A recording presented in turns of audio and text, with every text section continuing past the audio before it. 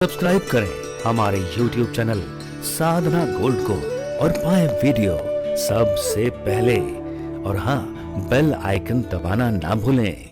इस सृष्टि की शुरुआत काल से होती है। काल का मतलब टाइम, समय। और कई लोगों ने तो कल्पना कर ली काल एक आदमी की तरह है, उसका रूप होता है। कई लोगों ने कल्पना कर रखी, उसको काल देव कहते हैं, एक देवता की तरह हाथ पांव वाला। अरे काल हाथ पांव वाला नहीं होता। इस सृष्टि की प्रथम अभिव्यक्ति काल है। काल का मतलब केवल टाइम, समय होता है। उस काल के अधीन प्रकृति है और इस प्रकृति की अधिष्ठात्री देवी दुर्गा जी हैं। तो ये प्रकृति काल के अधीन है। तो सृष्टि का सर्वप्रथम जो तत्व है वो काल तत्व है, वो राजा है सृष्टि का, उसी के अधीन सारी प्रकृति है। और यहां तक कि ब्रह्मा विष्णु महेश भी उस काल के अधीन है। यहां तक कि दुर्गा जी की जो प्रकृति स्वरूप दुर्गा, वो भी काल के अधीन है। यहां तक कि जितने भी अवतार लेते हैं इस दुनिया में, वो भी सब काल के अधीन है। काल की मर्यादा सबको माननी पड़ती है। भगवान कृष्ण बचपन से फिर 16 साल के हो गए, किसने किया?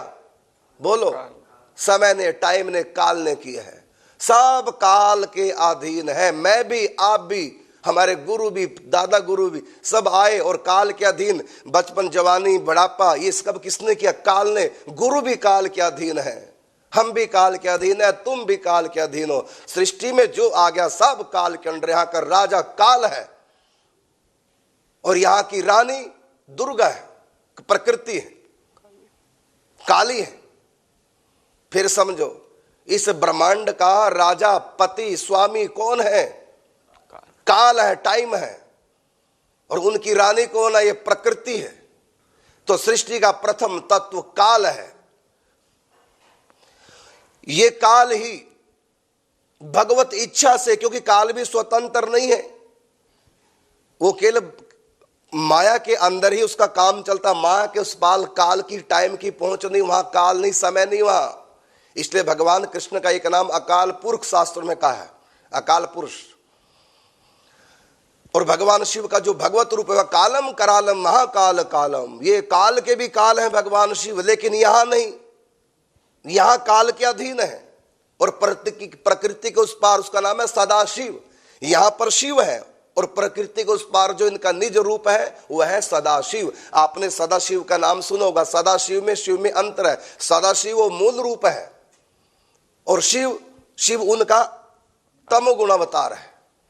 और इस सृष्टि का संहार करने के उसी को रुद्र कहते हैं। वही ब्रह्मा के मस्तक से प्रकट होते हैं, रुद्र।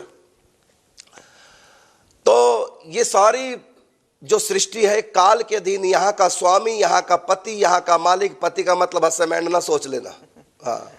और प्रकृति का मतलब पत्नी ना सोच लेना। वहां पर कोई ये शारीरिक संबंध नहीं होते दुर्गा के और काल के। लेकिन अब पति का मतलब हस्बैंड नहीं है, ध्यान रखना। पति का मतलब स्वामी है, जो सबको अपने अधीन रखता है। इसलिए काल के अधीन दुर्गा भी है, ब्रह्मा विष्णु महेश भी हैं, हम भी, तुम भी, तुम्हारे गुरु भी, हमारे गुरु भी, यहां तक कि राम कृष्ण, जितने भी अवतार सब काल के अधीन है और काल के अनुसार सब काम करते हैं। उनकी दिनचर्या भी काल के अनुसार होती है सबकी। कि रात को सोना, ये काल के अनुसार ही रात आती है, सब सोते हैं। और काल के अनुसार दिन होता, तो गुरुओं को भी जगना पड़ता है, चाहे वो परमात्मा के अवतार क्यों ना हो। परमात्मा भी जब इस प्रकृति में आते हैं तो काल के अधीन रहना पड़ता है। और यहाँ का रूल यही, यहाँ का नियम यही है।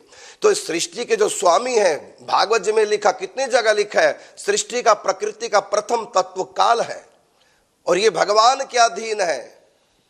काल भी अधीन है, काल की भी स्वतंत्र सत्ता नहीं है। काल प्रकृति का पति स्वामी हो सकता है। पति का मतलब स्वामी होता, हस्बैंड नहीं होता। तो यहाँ काल, समय, टाइम, ये प्रकृति इसी के अधीन। हम सब अवतार, ब्रह्म विष्णु महेश, देव देवता, ऋषि मुनि, सब के सब। आपने देखा होगा ऋषि मुनि जो समाधि में बैठे वो भी बूढ़े हो जाते हैं। बूढ़ा कौन कर देता है? काल। ये कागज धीरे धीरे पुराना हो जाएगा, अंत में फट जाएगा। किसने काम किया? पुराना किसने कर दिया? काल ने। मैं बच्चा पैदा हुआ था, आज 54 साल का हो गया हूं, तो मुझको इतना बड़ा किसने कर दिया? काल ने। और मेरा नाश कौन करेगा? काल। सब कुछ काल करता है। तो यहां का स्वामी, मालिक काल है। तो यहां की स्वामिनी दुर्गा है इस ब्रह्मांड की। इसलिए हमारे यहां ब्रह्मांड को देवी लोक भी कहा है। हमारे शास्त्रों में ब्रह्मांड का एक नाम देवी लोक, मतलब दुर्गा के अधीन है। ये ऐश्वर्या शक्ति है परमात्मा की, ये दुर्गा ऐश्वर्या शक्ति है। देवी भागवत ने बताया भगवान श्री कृष्ण की दो शक्तियां, एक शक्ति का नाम है राधा माधुर्य शक्ति, एक शक्ति का नाम है दुर्गा ऐश्वर्या शक्ति। और इनके फिर आगे बहुत अवतार है। राधा के अवतार तुलसी है, गंगा जी है, ये सब राधा के अंश से, ये गोपियां सब राधा के अंश से प्रकट होती हैं। और जो ऐश्वर्या शक्तियां हैं दुर्गा के जितने अवतार ये सब दुर्गा जी से प्रकट होते हैं। तो ऐश्वर्या शक्तियां दुर्गा जी से प्रकट होती हैं और माधुर्य शक्तियां राधा रानी से प्रकट होती हैं। माधुर्य शक्ति वो जिसके भगवान अधीन हो जाए, माधुर्य शक्ति वो देवी भागवत में जिसके परमात्मा भी अधीन रहते हैं, मतलब प्रेम के अधीन। माधुर्य का मतलब प्रेम से, राधा रानी प्रेम की अधिष्ठात्री देवी, तो परमात्मा भी प्रेम के अधीन है, हम भी प्रेम के अधीन है। कोई हमसे प्रेम करेगा तो हमको अच्छा लगेगा, उसके अधीन हो जाएंगे, और जो हमसे दुश्मनी करेगा मुंह मोड़ लेंगे। तो सारी दुनिया प्रेम के अधीन, गुरु भी प्रेम के अधीन है, परमात्मा प्रेम के अधीन है। तो फिर सबसे बड़ी शक्ति कौन? देखो सारी शक्तियां भगवान कृष्ण के अधीन, लेकिन भगवान श्री कृष्ण राधा रानी के अधीन, प्रेम के अधीन। तो तुलसी के भी अधीन है। जो जो शक्तियां राधा रानी से प्रकट हुई सब के अधीन श्री कृष्ण है। जैसे तुलसी राधा रानी से प्रकट होती है, राधा रानी का अंश काय व्यूह स्वरूप है वृंदा सखी, वही वृंदा सखी का अवतार तुलसी। तो देखो तुलसी को डालो भोग में तब भगवान भोग लगाते, इतने अधीन है तुलसी के। तुलसी के बिना ठाकुर जी नहीं रहते, इससे तुलसी के साथ भोग लगता है। तो जितने भी शक्तियां राधा से प्रकट, सखियां राधा से प्रकट हुई, हर सखी के अधीन है भगवान। तो जो राधा से प्रकट हुई है उसके अधीन श्री कृष्ण हो जाते हैं। और जो दुर्गा जी से प्रकट होती हैं शक्तियां, उनके अधीन श्री कृष्ण नहीं होते, बल्कि वो शक्तियां श्री कृष्ण के अधीन रहती हैं। तो देवी भागवत में देवियों की मतलब शक्तियों की कथा है। उसमें वेद व्यास जी जनमेजय को कथा सुनाते समय अंत में कहते हैं कि दो ही शक्तियां मुख्य। तो मैंने जो अनंत अनंत शक्तियों के अवतारों की कथा कही, ये सब शक्तियां केवल दो हैं, एक माधुर्य शक्ति राधा और एक ऐश्वर्य शक्ति भगवती दुर्गा।